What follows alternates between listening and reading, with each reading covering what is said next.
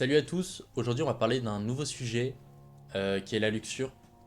Alors, ça fait longtemps que j'ai pas fait de vidéo, parce que j'ai énormément de choses à faire, j'avais beaucoup de choses à m'occuper, et tout simplement, voilà, je suis désolé pour ce long silence, mais je suis de retour avec une super vidéo, donc la luxure, et aujourd'hui on va comprendre ce que c'est, en quoi ça a des répercussions sur notre cerveau, en quoi c'est quelque chose de mauvais et de néfaste, mais comment aussi s'en sortir.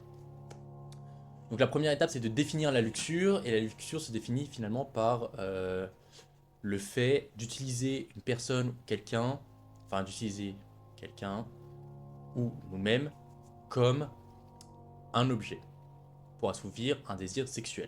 Donc finalement, c'est de la masturbation. Voilà.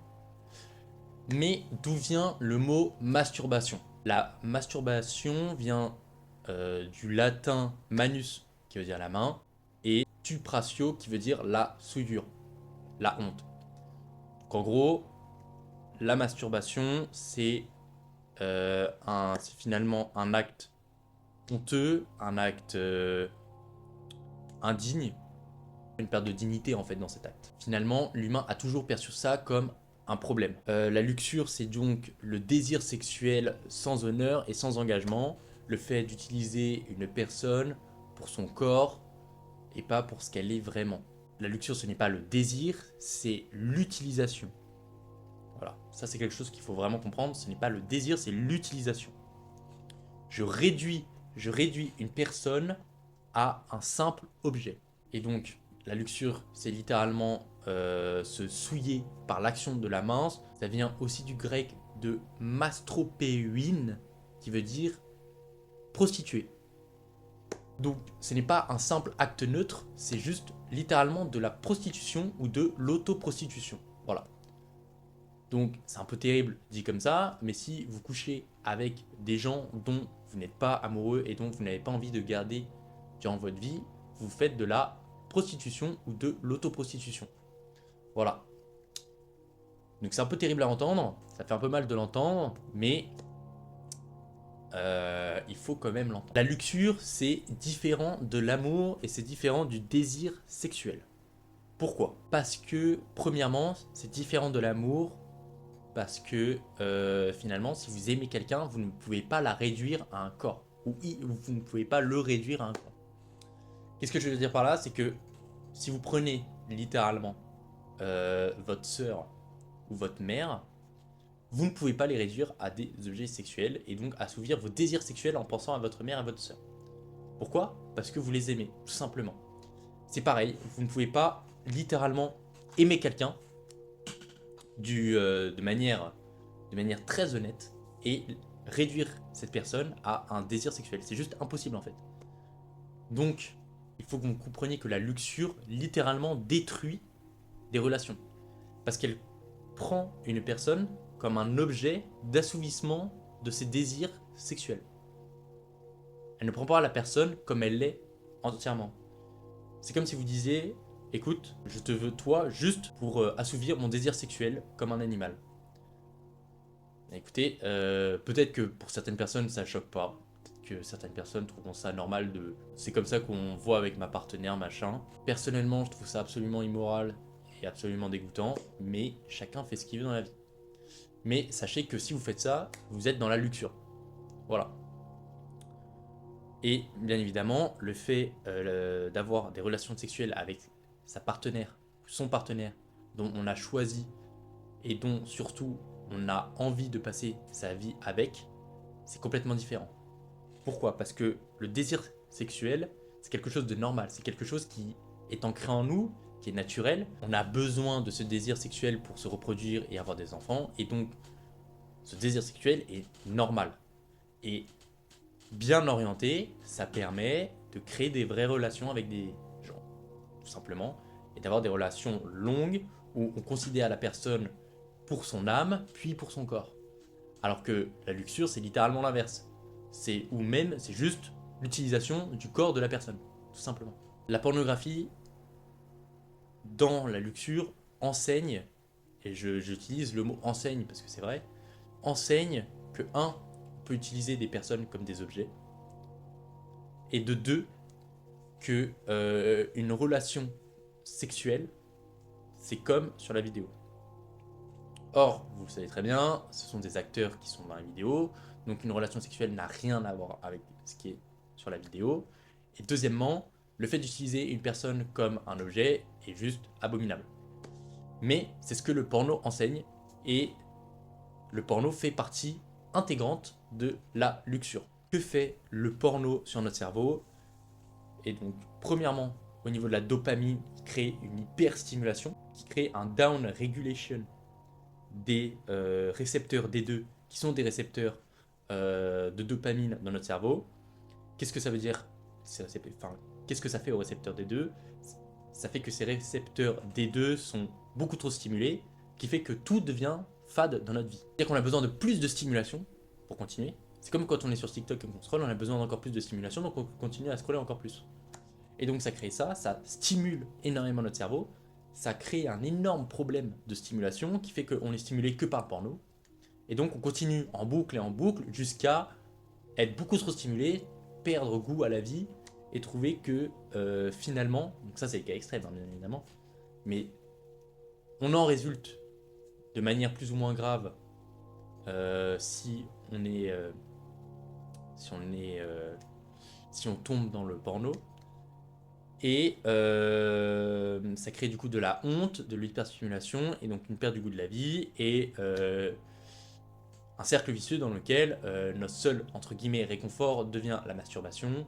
Et au bout d'un moment, bien évidemment, la masturbation ne fait plus effet car trop de stimulation pour nos récepteurs D2, et donc on s'ennuie à mourir. Voilà. De manière extrêmement brutale, comme je suis. Deuxième point sur notre cerveau, l'hypofrontalité. Donc ça veut dire que notre cortex préfrontal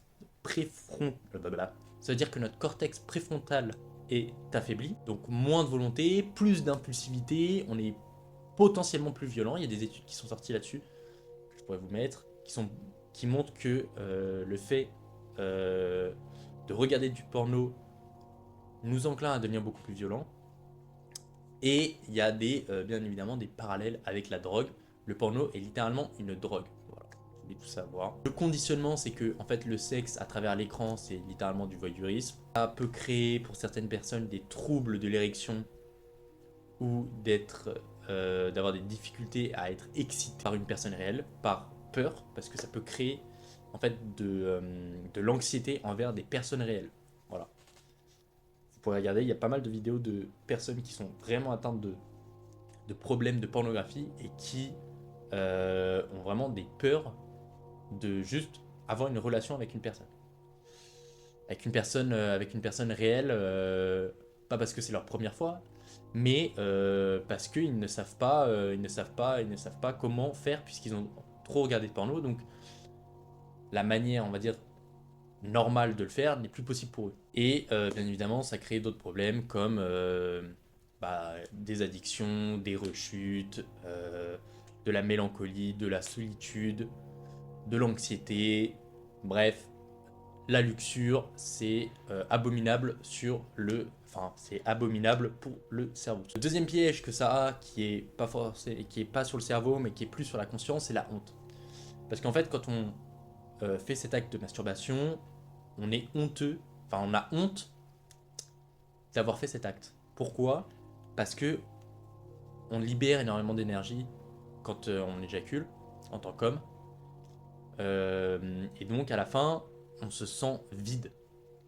Peut-être que ça vous est pas arrivé, peut-être que ça vous est arrivé. Personnellement, la dernière fois que je l'ai fait, c'était il y a un petit moment, et la dernière fois je me suis senti vide. Mais vide vraiment à un point où je me suis senti littéralement comme si... Qu'est-ce que je faisais en fait? Qu'est-ce que je fais? Pourquoi je viens de faire ça? Je me sens pitoyable, je me sens mal.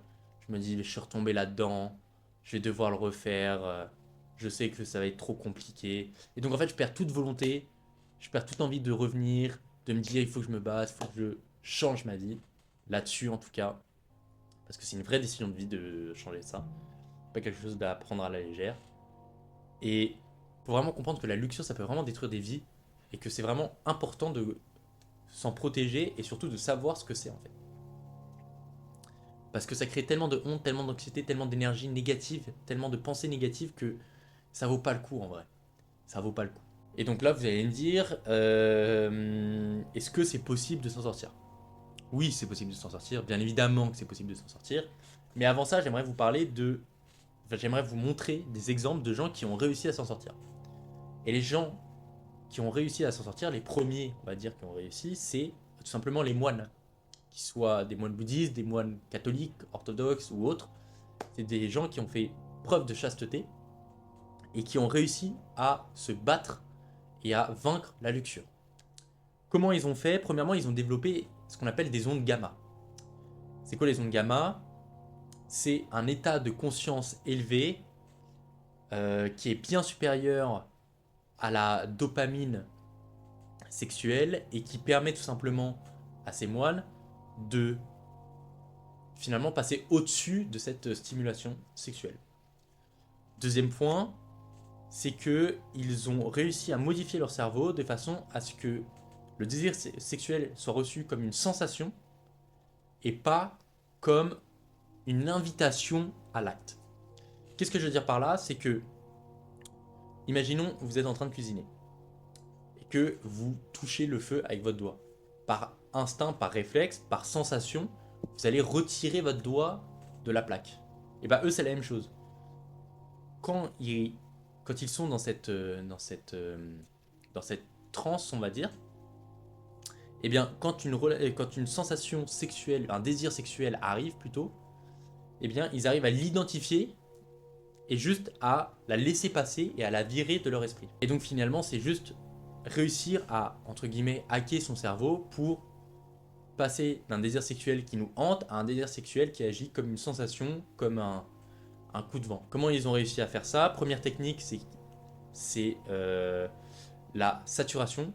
Pourquoi? Parce qu'ils prient en permanence, qu'ils ont des mantras, des choses à faire, qui occupent leur cerveau, donc ils n'y pensent jamais. Et quand ça arrive, ils n'ont pas le temps d'y penser pendant longtemps. Deuxième point, c'est la déconstruction, et c'est le fait de penser de manière inversée. C'est qu'ils peuvent penser de manière ah si je fais ça, c'est pas ah si je fais ça, j'ai ça, c'est ça me donne ça, ça vaut pas la peine. Point barre. C'est ça, ça vaut pas la peine, je quitte. Et donc eux, ce sont les premiers hommes entre guillemets et aujourd'hui encore bien évidemment qui ont réussi à vaincre la luxure. Et nous maintenant, en tant que personnes dans une société intégrée, parce que entre guillemets les moines bouddhistes ou les moines catholiques, orthodoxes et autres qui ont fait vœu de chasteté sont en général un peu exclus du monde. Nous, comment on fait pour réussir à se battre contre la luxure? Quand est-ce qu'arrive la luxure? La luxure arrive souvent le soir, la nuit, quand on est fatigué. Elle arrive dans des moments où on est faible mentalement. Et c'est dans ces moments-là qu'il faut trouver une stimulation. Qu'est-ce que je veux dire par là? Pour trouver une stimulation, c'est qu'il faut trouver quelque chose à faire. Faire du sport, écrire, lire, je sais pas, regarder une vidéo, travailler, méditer, prier. Toutes ces actions nous permettent de virer cette pensée. Pourquoi? Parce que, rappelez-vous, dans notre cerveau, on peut avoir qu'une seule pensée à la fois. Et étant donné qu'on peut avoir qu'une seule pensée à la fois, si on a cette pensée qui arrive, ce désir sexuel qui arrive, il faut la remplacer le plus vite possible par quelque chose d'autre qui nous stimule, qui nous permet de remplacer ce désir sexuel par quelque chose qui retient toute notre attention. C'est pour ça que faire des activités, prier, travailler, faire du sport, ça permet de remplacer littéralement ce désir sexuel. Le troisième point qui est important, c'est de changer d'environnement. Comment on change d'environnement? Premièrement, il faut réduire le soft porn.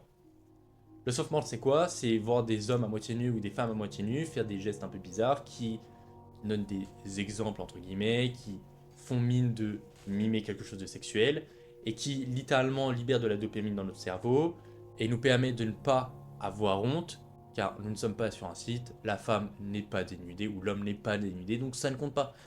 Eh bien si, ça compte, parce que ça entretient et ça crée ce désir qui va devenir de plus en plus fort au plus on regarde de soft porn, bien évidemment. C'est limiter le soft porn. Comment on fait ça? Sur YouTube, sur TikTok, sur Instagram, vous avez des options qui vous permettent de dire je n'ai pas aimé ce contenu, je n'en veux plus. Et eux, le but des applications, c'est de vous garder le plus longtemps sur ces applications. Donc, ils vont virer ce que vous ne voulez pas regarder, tout simplement.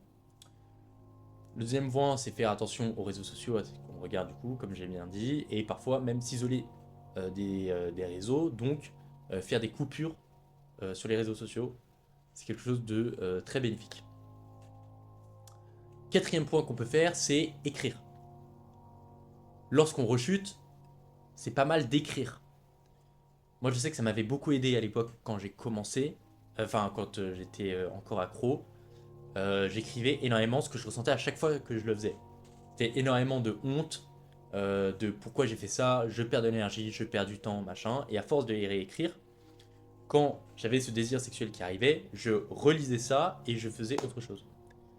Parce qu'en fait, quand je relisais, je me disais que ça valait pas le coup, et donc je transmettais cette énergie vers quelque chose d'autre. Quand on a un désir sexuel, c'est-à-dire qu'on a de l'énergie en nous, entre guillemets, à revendre, et donc il faut la projeter sur autre chose. C'est pour ça que écrire c'est pas mal, parce que ça nous permet de projeter cette énergie sur l'écriture, et pas sur nous-mêmes. Et enfin, si jamais vous êtes au moment où vous allez passer à l'acte, n'hésitez pas à respirer, n'hésitez pas à prendre des longues pauses, à vous dire est-ce que c'est vraiment ce que je veux, est-ce que ça va vraiment m'aider dans la vie, est-ce que c'est vraiment utile, à vous poser ce genre de questions qui vous remet un peu en question, tout simplement. Et si c'est pas le cas, peut-être songer à tout simplement ne pas le faire. Un dernier point qui est très important, c'est qu'il faut faire attention entre abstinence et rétablissement. Pourquoi? Parce que abstinence, c'est limité dans le temps. C'est-à-dire que vous pouvez vous vous pouvez ne pas le faire pendant X temps, mais au bout de X temps, après avoir, entre guillemets, survécu, vous allez retomber là-dedans. Le but, c'est pas ça. Le but, c'est que ça dure tout au long de votre vie. Et donc, pour que ça dure tout au long de votre vie, il faut parfois accepter que vous allez retomber là-dedans, mais que vous allez redoubler d'efforts par la suite. Vu que c'est un rétablissement, parce que c'est pas quelque chose de simple, surtout quand on est accro au début, c'est comme l'alcool, ça se réduit pas d'un coup, eh bien, ça prend du temps. Ça prend beaucoup de temps. Mais c'est pas parce que ça prend beaucoup de temps que ce n'est pas impossible. Vous pouvez vous fixer des petits défis, mais dites-vous que c'est pas ça qui va vous permettre de vous rétablir. C'est au jour le jour en général. C'est chaque jour, je me bats contre ça. Chaque jour, par exemple le soir avant de dormir, parfois moi aussi j'ai des pulsions, et qu'est-ce que je fais? En général, je lis, j'écris, je sors en tout cas de mon lit, je fais autre chose, ce qui me permet de me stimuler d'une autre manière.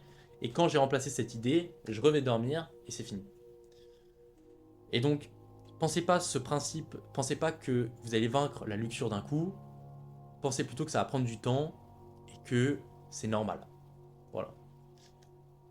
Faites attention vraiment entre rétablissement et abstinence. Abstinence, ce n'est pas le meilleur moyen de lutter contre, même si c'est très bénéfique parce que vous ne le faites pas pendant un moment, mais c'est pas le meilleur moyen. Voilà.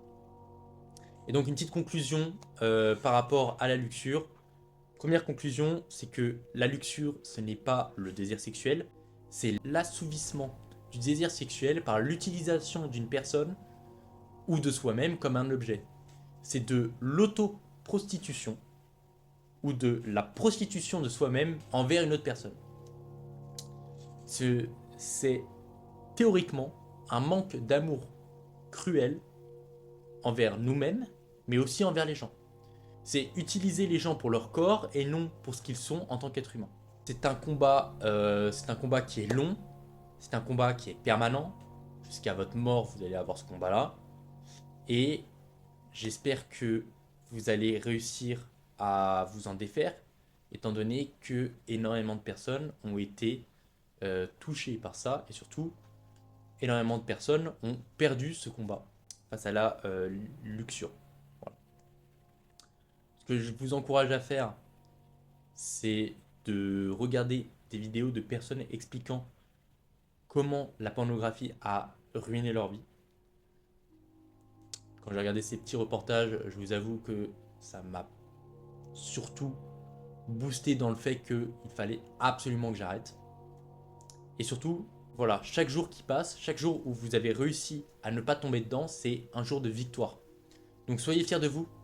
Ne vous mettez pas trop de pression là-dessus, étant donné que c'est long et que c'est difficile, surtout au début. Mais gardez la foi, soyez honnête avec vous-même, gardez courage, vivez avec caractère, honneur et discipline, tout simplement. Voilà. Ces 3 mots résument bien ce qu'il faut faire pour se battre contre la luxure. Et en tout cas, je vous souhaite bon courage.